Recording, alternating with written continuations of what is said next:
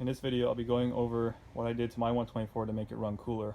So if you live in a warmer climate, you'll notice that these cars typically run really warm to almost overheating. So I modified my cooling system to where it won't even run hot.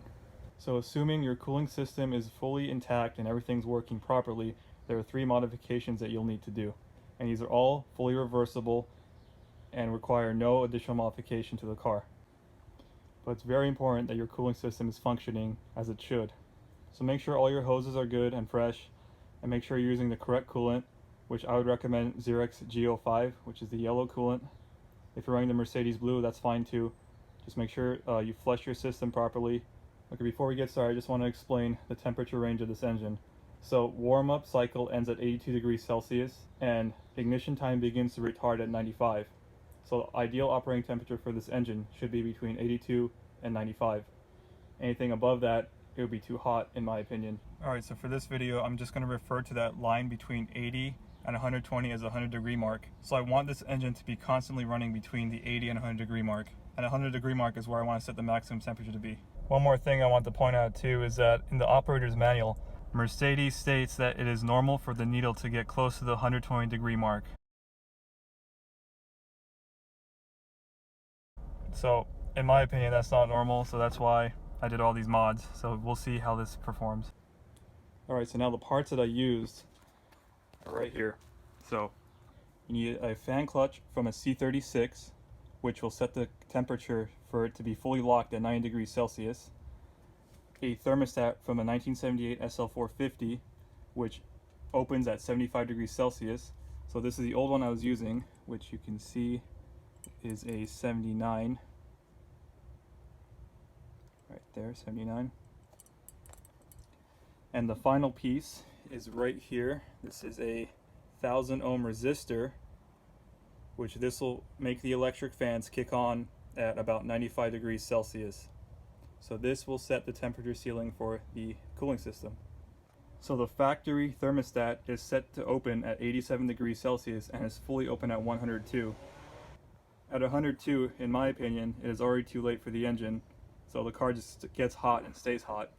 So the 79 degree thermostat is probably good for colder climates, but if you're in anywhere that's like Southern California, you'll want to get to 75. So the temperature range of these thermostats is about 15 degrees Celsius, so the 75 should be fully open around 90, which sounds like it would make the car run too cool, but I think it runs perfectly. So I went with the Sachs Fan Clutch, and there's many different brands, but this is one I recommend because it works the best. And this is what the fan clutch looks like. This is my old Bear that I was using. This is just the factory temp, which was more disengaged than I liked it to be. So this will help cool down the car while you're moving at low speeds. And all the thermostat will do is allow the engine to be cooled to a lower temp. So basically the 87 would close off at 87 and the car wouldn't get any colder than that. And you'll see with the 75, the car doesn't really reach 75 at all. It'll get down to around the 80-degree mark, which is where I want it to be. And once the temperatures start rising, that resistor will kick in and prevent it from going higher, which will be around 95 degrees Celsius. Also, another part I recommend is this updated thermostat housing with the bleeder screw. This will make bleeding the cooling system much easier to make sure you don't have any air in it, which is also very vital. Alright, here's the engine bay. As you can tell, nothing looks out of place. So the only thing that sticks out, if you look closely, on the 2-pin temperature switch for the coolant, if you look closely, you'll be able to see very slightly the resistor, but it's very hard to see. And there is the updated housing with the bleeder screw, but nothing else looks out of place. And yeah, everything in the cooling system on my car is brand new, so make sure yours is running up to spec. Alright, so I'm going to briefly go over on how to put these things in. This is not a full tutorial, but I'll just give you a brief walk around. So all these things are really easy to do. So I would recommend draining the coolant to get to the thermostat, that way you'll make less of a mess. So all it is these 3 10mm bolts, and the housing just pops right off, and you can swap out the thermostat. Alright, so when you're swapping out the thermostat, there is a correct orientation. You'll see that there is a hole and it has a little ball in it, so this allows coolant to pass through. So there's a correct orientation, so it is pretty much right there. You want that at the highest point. Make sure you put the gasket on top. And that's all there is to it. Just put it back on and tighten up the bolts. So the next thing is the fan clutch, which is right there. That's how the mechanical fan works. And you'll need a special tool, which is right here. So what this special tool does, it'll hook onto the fan bearing bracket and prevent it from spinning so you can remove the bolt. You're going to have to remove the engine cover up front.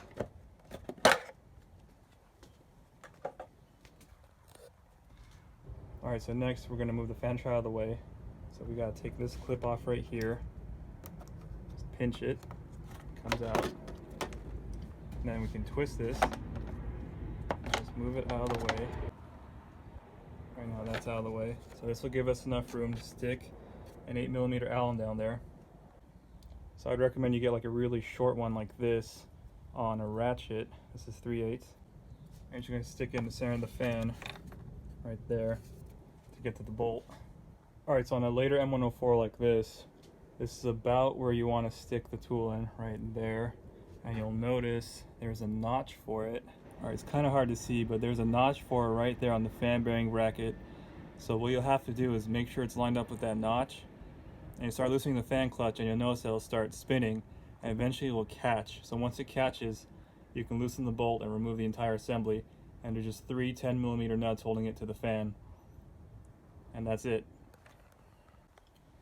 Alright, and the final piece is the resistor on the coolant temp switch right here. So pretty easy if you have the 2-pin. Just unplug it and wrap it around like that.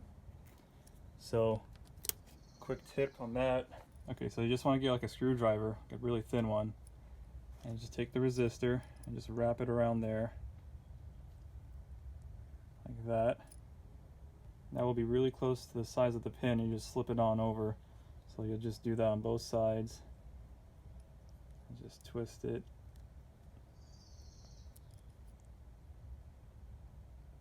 Like so.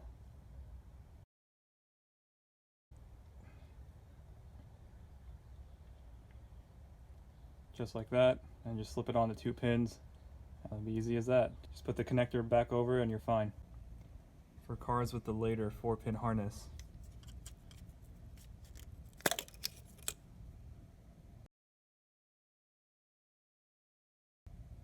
you're going to want to connect the resistor to this pin right here and this pin right here.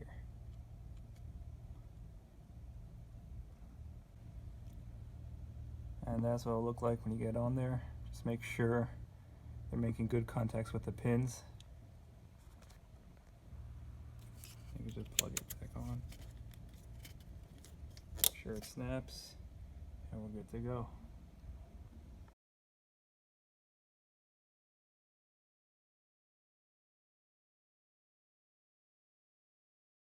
So there's an overview on how to do all that. It's not a full tutorial, so if you're interested, I'll post a link in the description of better DIYs written up, so if you want to follow those, you can follow them. And just make sure after you do all this, especially if you do the thermostat, you're going to open up your cooling system. Make sure you bleed all the air out. That's very vital. Alright, so now I'm going to drive and show you how the car operates. So I'll turn on the AC, go in stop and go traffic, and go uphill and show you how the car is. So this is what the outside ambient temperature reads. Alright, so I've driven about 17 miles, so the car is fully warmed up. We're about to drive up this hill all the way up there. So it's about 2 miles, and I'll film it, so we'll see how the car does. Alright, we're going to turn the AC on to lowest temperature, lowest fan speed.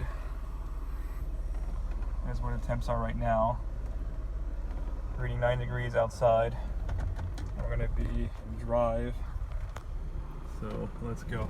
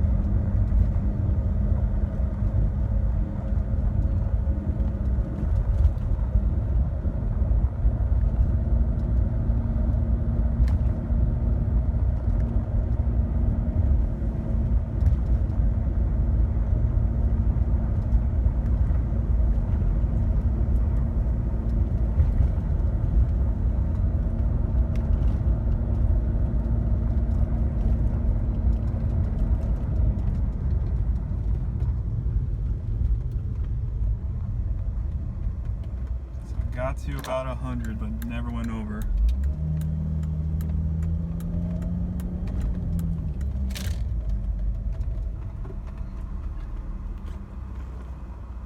That's with the AC on going uphill.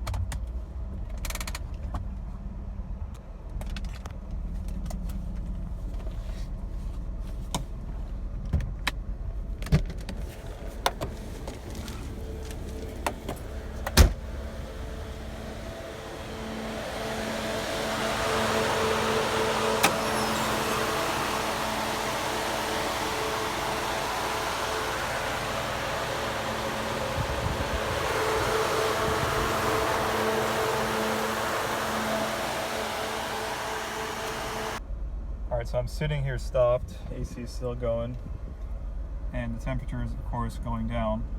So it's exactly what you want. So everything's working as it should.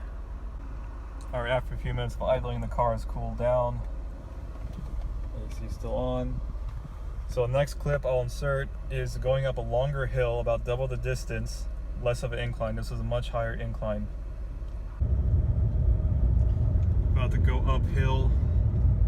Outside temperature is a little bit over 70, that's not accurate. AC's on, low. Let's see how she does.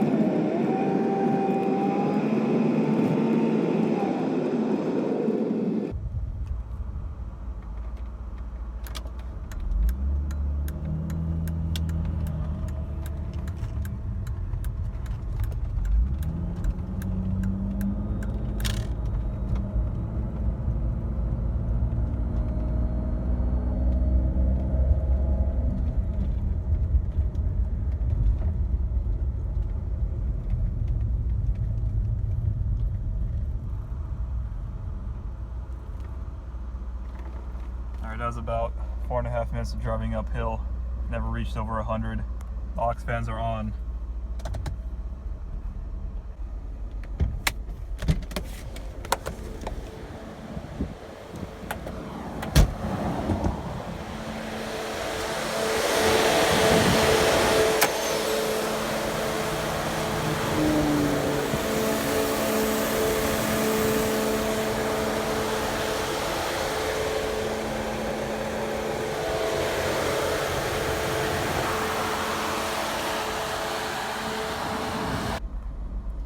Alright, so after taking a look, looks like the fan clutch was disengaged. So part of the way up there, it was not actually working, and the temp still stayed under 100 degrees. And the AC is still on. Alright, so I've been sitting out here for about 10 minutes now. AC is still on, car's running. There's the outside temp. Still has not gone over 100. Alright, I'm in pretty heavy stop and go traffic. AC still on, and my temps are being really stable. I'll never go above that 100 degree mark. So just a little update there. Alright, so there are the results of doing those cooling upgrades. So one thing to consider is that automatic cars will run warmer than manual cars, and that's due to the fact that the radiator cools down the automatic transmission fluid. So my entire time driving, I pretty much had the AC on all the time at the lowest temperature, and I switched between the highest and lowest speeds of the fan. And this car never went over 100 degrees Celsius. And this was still true whether I was standing still or driving slow.